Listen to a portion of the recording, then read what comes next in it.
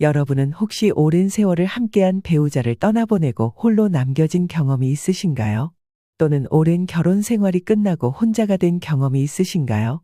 그 외로움이란 게 참 무섭습니다. 함께 살던 사람이 없는 빈 집에 들어설 때의 그 적막함. 소소한 일상을 나눌 대화 상대가 없는 저녁 시간의 쓸쓸함. 누군가에게 기대고 싶은 마음. 이런 감정들은 나이를 불문하고 누구나 느낄 수 있는 자연스러운 감정이지요. 그래서 혼자이신 분들이 황혼기에 새로운 동반자를 찾고 싶어 하시죠. 이제 남은 인생, 누군가와 함께 의지하며 살고 싶다는 마음. 하지만 그 설렘과 기대 뒤에는 여러 현실적인 고민도 따르게 마련이죠. 내가 이 나이에 새로운 사랑을 시작해도 될까? 자녀들이 반대하면 어떡하지? 이런 고민들을 안고 계신 분들을 위해 오늘은 특별히 윤명수님의 사연을 준비했습니다. 그녀의 용기 있는 고백을 통해 우리 모두 노후의 행복한 삶에 대해 함께 생각해보는 시간이 되었으면 합니다. 사연을 들으시기 전에 구독과 좋아요 그리고 알림 설정을 눌러주세요. 그러면 매주 업데이트되는 소식을 놓치지 않고 받아보실 수 있습니다. 그럼 지금부터 윤명수님의 사연, 황혼제 온 그 달콤함과 쓴맛의 이야기를 시작하겠습니다. 안녕하세요. 저는 올해로 65세, 제 인생에서 가장 큰 시행착오를 통해 배운 교훈을 나누고 싶어 용기를 내어 사연을 보냅니다. 3년 전 42년을 함께한 남편을 교통사고로 잃었을 때만 해도 제가 이런 실수를 할 줄은 몰랐어요. 처음에는 모든 것이 무너진 듯 했지만 남편이 남긴 집과 보험금과 위로금으로 경제적으로는 안정되어 있었고 스스로를 다독이며 잘 견뎌내고 있다고 생각했습니다. 문제는 시간이 흐르면서 점점 깊어지는 외로움이었어요. 집에 들어오면 나를 반겨주는 사람이 없다는 것. 특히 몸이 아플 땐 혼자 있다는 게 너무 서러웠죠. 텅 빈 집에서 혼자 밥을 먹고 혼자 TV를 보고 혼자 잠드는 날들이 이어졌죠. 한 번은 실수로 욕실에서 넘어질 뻔했는데 가슴이 철렁하더라고요. 이렇게 나 혼자 있다가 도와주는 사람이 없어서 죽을 수도 있겠구나 라는 생각이 들었어요. 이대로는 안 되겠다 싶어 용기를 내어 사람들을 더욱 알아가기 시작했어요. 노래교실에도 등록하고 산악회에 가입했습니다. 평소 산책을 좋아했던 터라 이왕이면 건강도 챙기면서 사람들도 만나보자는 생각이었죠. 그리고 그곳에서 손영훈 씨를 만났습니다. 70세의 전직 공무원이었던 그는 말수는 적었지만 행색이 말끔했고 단체로 움직이는 활동에서는 시간 약속도 철저히 지키는 모습을 보여주었어요. 산악회에서 특히 눈에 띄었던 건 다른 남자 회원들과는 달랐던 영훈 씨의 매너였어요. 다른 남자들은 음식을 건네며 여자 손을 잡으려고 슬쩍 스치게 하려 했지만 영훈 씨는 불필요한 신체 접촉이 일어나지 않도록 늘 조심했어요. 그런 모습이 정말 신사적으로 보였죠.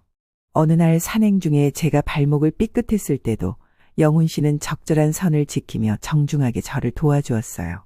후발팀으로 낙오되어 있던 상황에서 영훈 씨는 자발적으로 등반을 포기했어요. 그리고는 후발대로 저를 기다려주고 부축도 해주고 내려오는 길을 함께 해주었어요.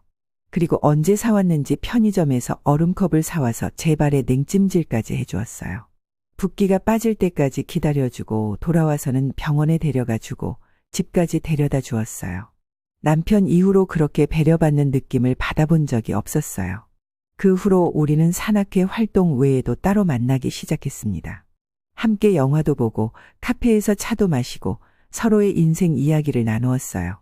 이렇게 3개월을 만남을 이어가면서 서로를 충분히 알아가고 있다고 생각했습니다. 그러던 어느 날 영훈 씨가 조심스럽게 재혼을 제안했어요. 명순 씨, 우리 함께 남은 인생을 의지하면서 살아보는 건 어떨까요? 솔직히 말하자면 그 순간 제 가슴은 기쁨으로 뛰었어요. 다시는 누군가와 함께 할 수 없을 거라 생각했는데 이런 제안을 받다니 뛸 듯이 기뻤어요. 영훈 씨의 진지한 눈빛에 저도 모르게 승낙을 했어요. 하지만 자녀들의 반응은 달랐어요. 특히 큰딸 아이는 만나본 시간이 너무 짧다고 했지만 저도 살아온 인생이 있으니 이 사람은 괜찮겠다 싶었어요. 딸의 반대에도 불구하고 저는 성급하게 2번째 결혼을 결심했습니다. 당시엔 몰랐지만 이것이 제 인생에서 가장 큰 시행착오의 시작이었습니다. 결혼식은 소박하게 치렀어요. 가족들과 가까운 지인들만 초대해서요. 신혼여행은 태국으로 5박 6일 다녀왔는데 정말 꿈 같은 시간이었어요. 신혼여행에서 돌아와 영훈 씨의 집으로 이사했어요. 그의 집은 서울에 있는 30년 된 아파트였지만 깔끔하게 정돈되어 있었죠. 처음 몇 주는 정말 행복했어요. 아침에 일어나 함께 커피를 마시고 저녁엔 서로의 하루 일과를 나누며 대화하는 시간이 꿈만 같았거든요. 영훈 씨는 매일 아침 일찍 일어나 신문을 읽고 종종 근처 공원을 산책하곤 했어요. 저는 그런 규칙적인 생활이 마음에 들었습니다. 하지만 한 달쯤 지났을 때 첫 번째 균열이 생겼어요. 영훈 씨가 생활비에 대한 이야기를 꺼냈거든요. 명순 씨, 우리 이제 많이 아껴야 해요. 두 사람이 살려면 지출 관리가 중요하니까. 저는 영훈 씨가 검소하고 꼼꼼하다고 생각했어요. 그런데 가계부를 작성하는 과정에서 영훈 씨가 제게 주는 생활비가 생각보다 너무 적다는 걸 알게 됐어요. 매달 공무원 연금을 250만 원 정도 받는데 그중에서 생활비로는 겨우 60만 원만 내놓겠다는 거였어요. 그 60만 원으로는 식비랑 공과금도 겨우 감당할 것 같다는 생각이 들어 부족하다고 이야기했더니 그는 돈 나갈 데가 많다면서 우리끼리 아껴 쓰자 했죠.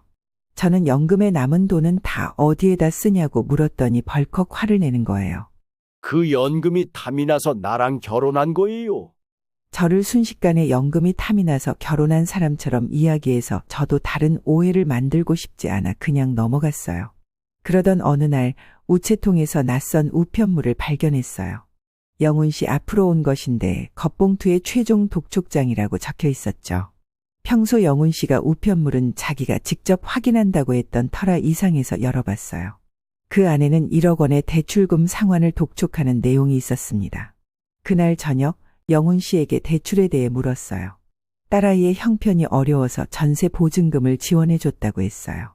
자식에 관련된 일이라 더 이상 뭐라고 할 수 없었지만 저는 너무 당황스러웠어요. 결혼 전에 그런 중요한 이야기를 왜 하지 않았냐고 물었더니 그는 제게 부담을 주기 싫었다고 했죠. 그때 알았어야 했는데 이게 빙산의 일각이었다는 것을. 일주일 후 또 다른 독촉장이 왔어요. 이번엔 다른 은행에서 온 8천만 원짜리 대출이었죠. 그날 처음으로 크게 다퉜어요. 영훈 씨는 처음으로 화를 내며 말했어요. 당신이 그렇게 돈만 보는 사람인 줄 몰랐네요. 내가 공무원 연금 받는다고 해서 노후에 편히 살고 싶어서 결혼한 거예요. 저는 그 말에 상처받았어요. 돈 때문에 결혼한 게 아니라 신뢰의 문제였는데. 그날 밤 영훈 씨는 처음으로 소파에서 잤어요. 다음 날 영훈 씨가 사과했어요. 경제적으로 힘든 상황이라 스트레스를 받았다며. 그러면서 조심스럽게 제안했죠. 명순 씨, 솔직하게 말해서 지금 대출 이자가 너무 높아서 감당이 안 돼요. 혹시 당신이 좀 도와줄 수 있을까요? 내가 나중에 꼭 갚을게요. 망설였지만 결국 저는 남편을 돕기로 했어요.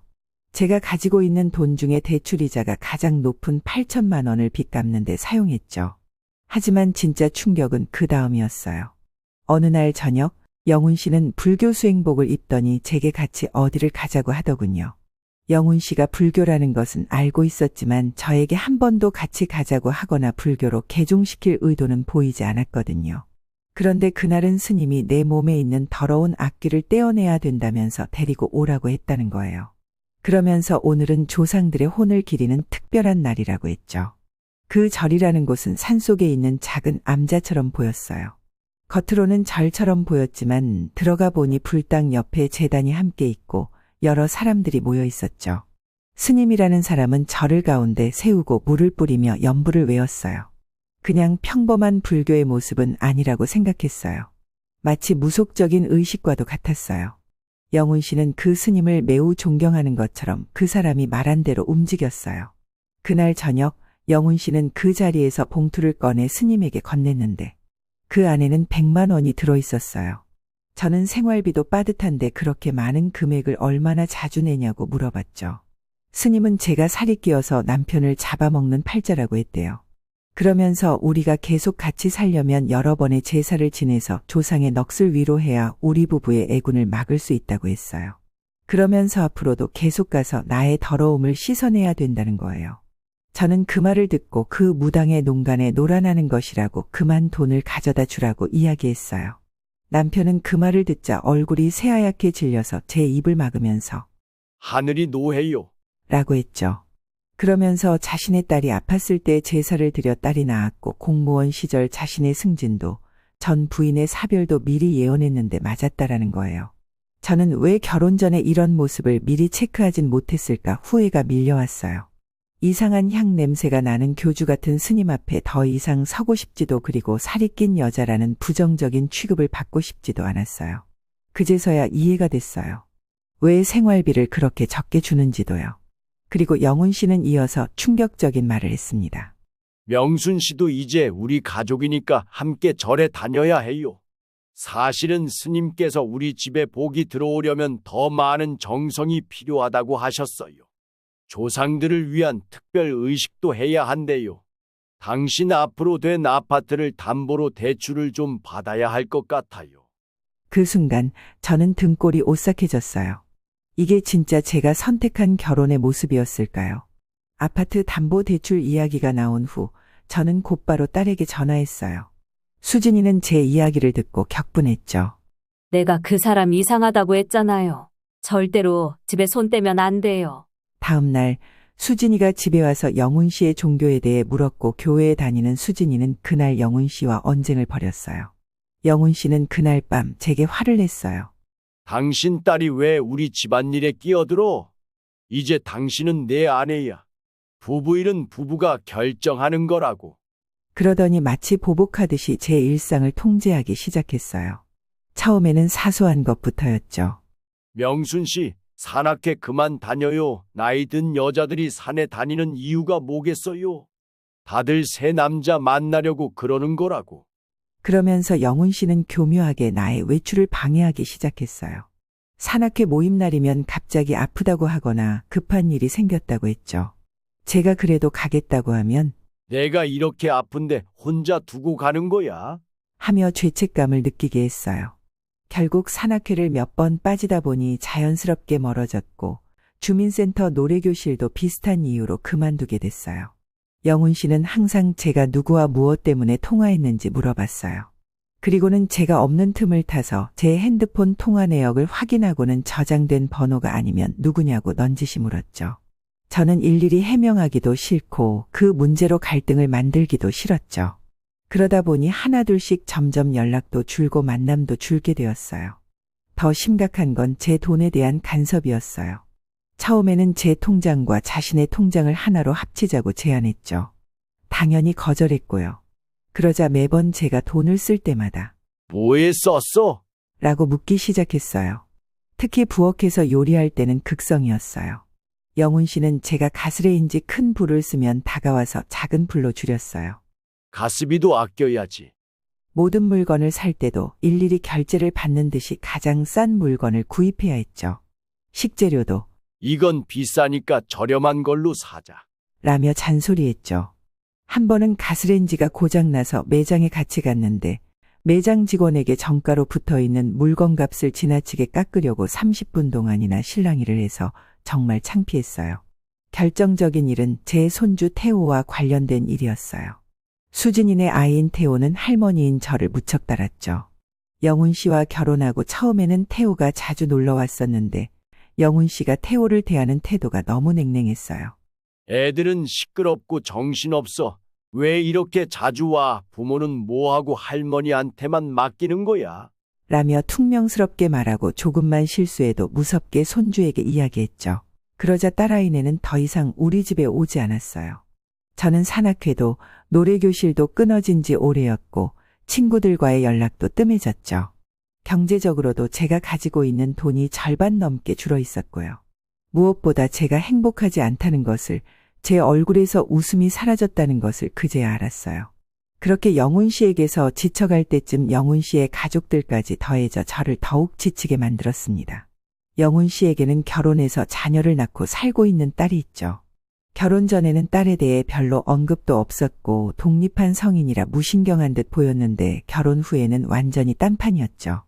영훈 씨는 지연이를 끔찍하게 아꼈어요. 지연이가 우리 집에 와서 밥을 먹고 갈 때면 그때마다 영훈 씨는 지연이를 위해 고급 식재료를 사들고 왔어요. 우리 딸이 왔을 땐 신경도 안 쓰더니 속으로 내심 서운했어요. 한 번은 지연이가 자기 차를 바꾸고 싶다며 아버지에게 돈을 요청했어요. 영훈 씨는 망설임 없이 500만 원을 주겠다고 했죠. 그래서 제가 우리 생활비도 빠듯한데 그 돈을 어디서 마련하냐고 했더니 그날 밤 영훈 씨는 저를 쏘아보며 말했어요. 지금 당신 딸 아니라고 그러는 거야. 당신 자식한테는 얼마든지 줄 수 있으면서 내 딸한테는 왜 그래? 제가 아무리 아니라고 말해도 영훈 씨는 듣지 않았어요. 더 이상한 건 지연이의 태도였어요. 영훈 씨가 없을 때 지연이는 저를 완전히 무시했어요. 여사님은 좋으시겠어요. 연금으로 사시니 아무 일도 안 하셔도 되고 그러려고 우리 아빠랑 결혼하신 거 아니에요? 하지만 영훈 씨 앞에서는 180도 달라졌어요. 여사님 오늘도 예쁘시네요. 라며 아첨하고 가끔은 나를 어머니라고 불러주기도 하면서 비위를 맞추고 있었어요. 가장 충격적이었던 건 제 딸 수진이와 영훈 씨의 딸 지연이가 우연히 마주친 날이었어요. 수진이가 저희 집에 놀러 왔다가 나가는 길에 들어오는 지연이와 마주쳤는데 지연이가 수진이에게 당신 엄마, 우리 아빠 돈 때문에 결혼한 거 다 알아요. 우리 아빠 재산 탐내지 마세요. 라고 말했대요. 수진이가 화가 나서 저에게 전화했고 저는 영훈 씨에게 이 일을 말했어요. 그런데 영훈 씨의 반응은 제가 예상한 것과 완전히 달랐어요. 지연이가 그럴 리가 없어. 수진이가 오해했거나 과장한 거야. 우리 지연이는 항상 예의 바르게 행동해. 오히려 수진이가 지연이에게 무례하게 굴었던 건 아닐까? 그 말에 저는 할 말을 잃었어요. 제 딸의 말은 믿지 않고 자기 딸의 말만 전적으로 신뢰하는 모습에 심한 배신감을 느꼈죠. 이런 일들이 반복되면서 영훈 씨는 저를 노후의 편안함만을 노리는 사람으로 저를 의심하고 확인하고 있었어요. 그러면서 영훈 씨의 생활비 지원은 점점 더 줄어들었고 저에게는 더 많은 경제적 부담이 지워졌어요. 반면에 지연이에 대한 지원은 끊임없이 이어졌죠. 한 달에 2~3번은 지연이에게 돈을 보내고 지연이가 원할 때마다 고가의 선물을 사주었어요. 이런 상황에서 제가 한마디라도 하면 영훈 씨는 당신은 내 딸을 미워하는구나. 라고 말하며 며칠씩 저에게 말도 걸지 않았어요. 결국 저는 점점 침묵하게 되었고 남편의 행동을 그저 지켜볼 수밖에 없었습니다. 그뿐만이 아니었어요. 영훈 씨의 동생도 문제였죠. 도박과 술에 절어 있는 동생은 종종 우리 집에 불쑥 찾아와서 자기 집처럼 있다가 갔죠. 영훈 씨는 그런 동생을 마치 자식처럼 챙겼죠. 내 동생이니까 도와줘야지. 가족은 힘들 때 도와줘야 하는 거야. 어느 날 밤 영훈 씨의 동생이 술에 취해 우리 집 문을 두드렸어요. 새벽 2시였는데 영훈 씨는 그를 들여보내고 저보고 밥을 차려주라고 했죠. 밥이나 제대로 먹고 다니냐면서 집밥이라도 먹여서 보내야겠다는 거예요. 그렇게 시동생은 우리 집에서 먹고 자고 돈까지 받아갔어요. 그 뒤로 한 달에 3번은 우리 집에 불쑥 찾아왔죠. 집이라는 공간마저 더 이상 제 공간이 아닌 것 같았어요. 제가 결혼 전에 누리던 자유와 평화가 완전히 사라진 순간이었습니다. 결혼 1년이 지났을 무렵 저는 점점 더 깊은 외로움에 빠져들고 있었어요. 결혼 전에는 혼자였지만 적어도 자유로웠고 제 의지대로 살 수 있었거든요. 하지만 지금은 누군가와 함께 있으면서도 그 어느 때보다 고립된 기분이었습니다.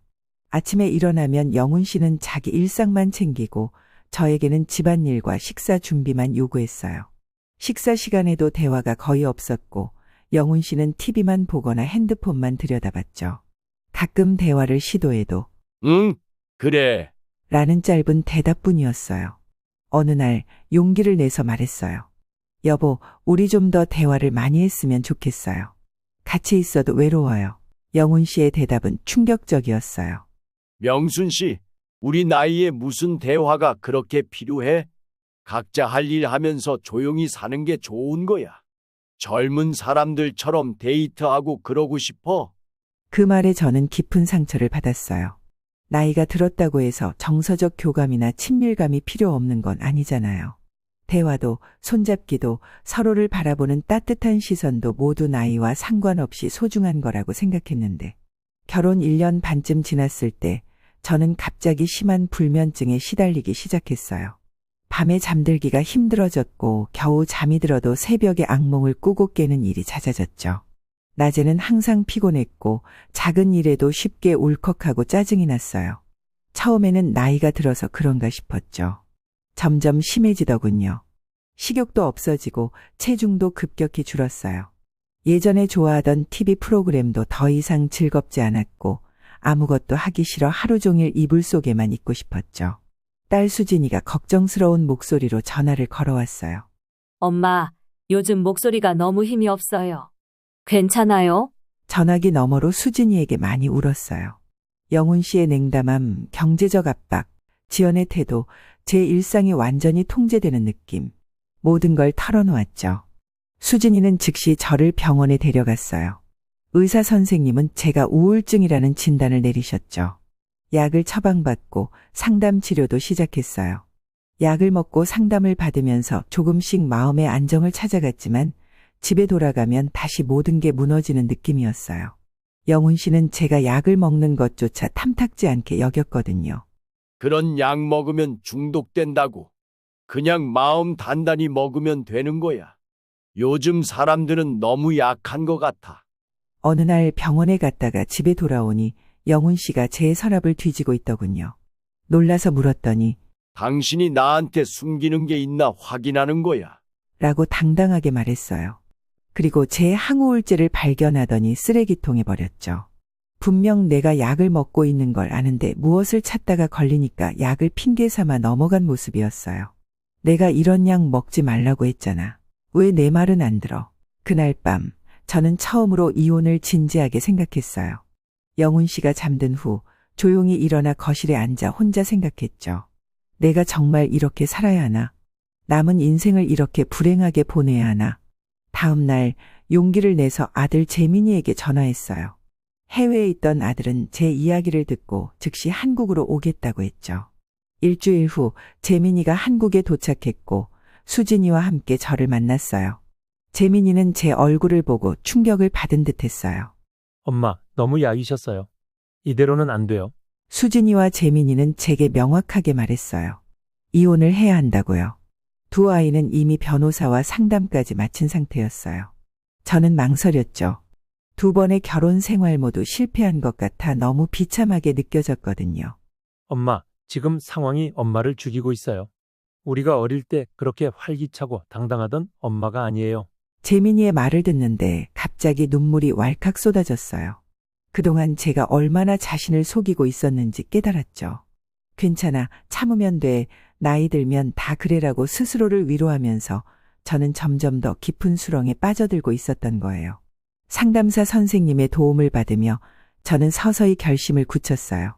나는 혼자 살아도 충분히 행복할 수 있어. 내가 원하는 삶을 살 권리가 있어. 영훈 씨에게 이혼 이야기를 꺼냈을 때 그의 반응은 예상대로였어요. 당신 미쳤어? 이 나이에 이혼이라니? 무슨 망신이야? 처음에는 화를 내더니 이내 태도를 바꿨어요. 미안해. 내가 많이 부족했나 보네. 앞으로 잘할게. 제발 이혼은 하지 말자. 하지만 저는 이미 결심을 굳혔어요. 제 마음은 이미 이 집을 떠나 있었으니까요. 영훈 씨는 내 말을 듣더니 경제적인 부분을 들고 나왔어요. 당신이 나한테 준 돈은 그걸 다시 내놓으라고.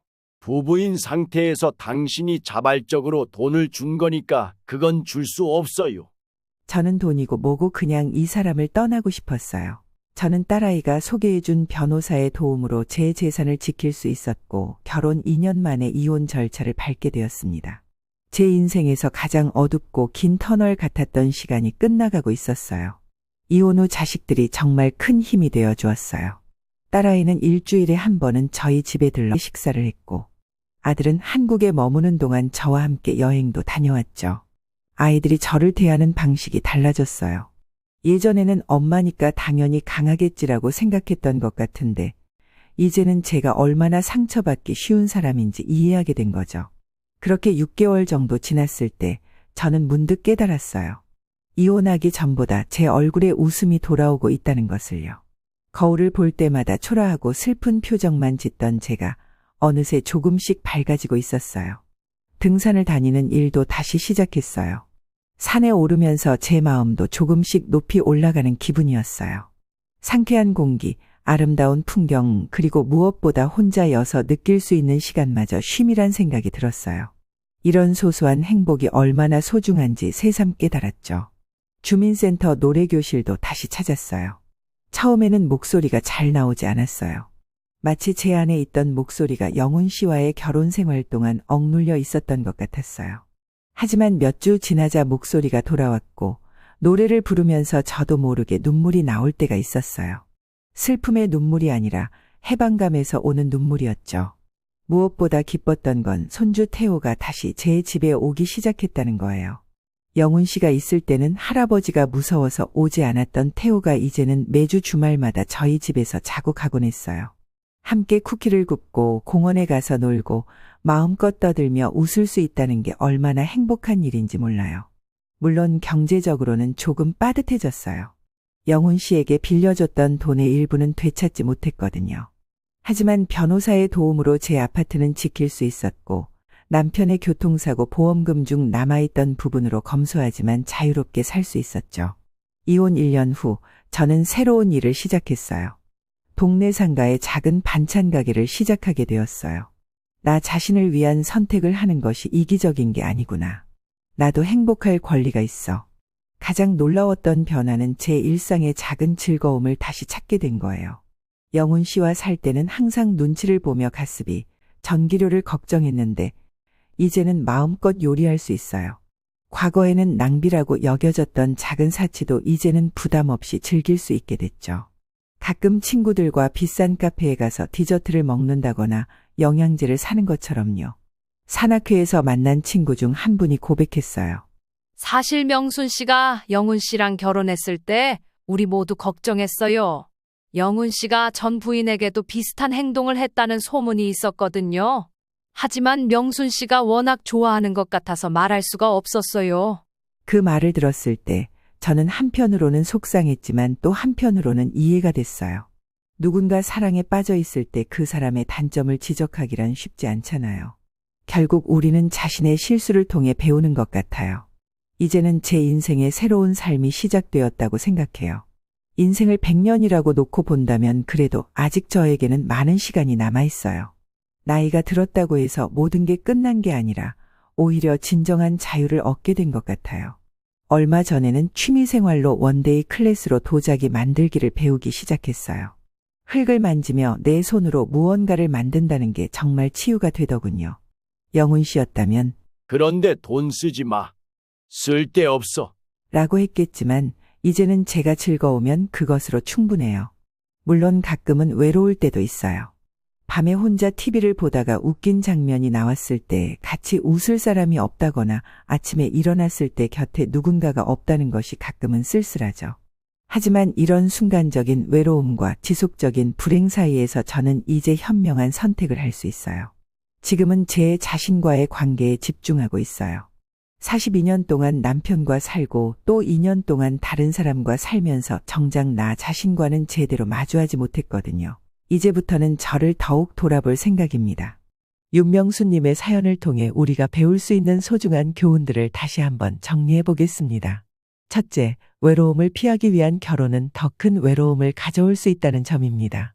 윤명수님이 말씀하셨듯이 혼자 있을 때는 자유롭고 평화로웠지만 잘못된 선택으로 누군가와 함께 있으면서도 더 깊은 고립감을 느끼게 될 수 있습니다.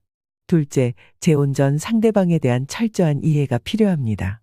특히 경제적 상황, 가족관계, 가치관, 생활 습관 등은 결혼 생활의 행복을 좌우하는 중요한 요소입니다. 경제적 상황에서는 재혼하기 전 신용조회를 서로 함께 해보고 솔직하게 그 상황을 공유해야 합니다. 윤명수님이 겪으신 경제적 어려움과 가족 갈등은 사전에 더 깊게 알아봤다면 결정하는데 더 도움이 될 수도 있었겠죠. 막을 수 없다면 그걸 감수하고서라도 함께 할 수 있느냐입니다. 셋째, 자신의 독립성과 자유를 지키는 것이 얼마나 중요한지 깨닫게 됩니다. 누군가를 사랑한다는 것이 자신의 정체성과 일상의 즐거움을 포기해야 한다는 의미는 아니니까요. 넷째, 자녀들과의 열린 소통이 중요합니다. 윤명수님의 경우 어려운 시기에 자녀와의 소통으로 위기를 넘길 수 있었습니다. 꼭 자녀가 아니어도 자신의 일을 솔직하게 터놓고 함께 해줄 수 있는 지인들을 만드는 것도 도움이 됩니다. 다섯째, 그리고 아마도 가장 중요한 교훈은 행복한 노후를 위해서는 타인에게 의존하기보다 자신과의 관계를 먼저 돌보는 것이 중요하다는 점입니다. 윤명수님이 이혼 후 자신의 취미와 사회활동을 되찾으며 행복을 찾아가는 모습은 정말 인상적이었습니다. 황혼재혼을 고민하고 계신 모든 분들께 드리고 싶은 말씀은 재혼 자체가 나쁜 것은 절대 아니라는 점입니다. 오히려 적절한 상대와의 재혼은 노후를 더욱 풍요롭고 행복하게 만들어줄 수 있습니다. 다만 서두르지 마시고 상대방과 충분한 시간을 가지고 솔직하게 공유해야 합니다. 무엇보다 자신의 행복과 독립성을 지키는 선에서 결정하시길 권해드립니다. 여러분의 삶의 행복과 지혜가 함께하길 진심으로 바랍니다.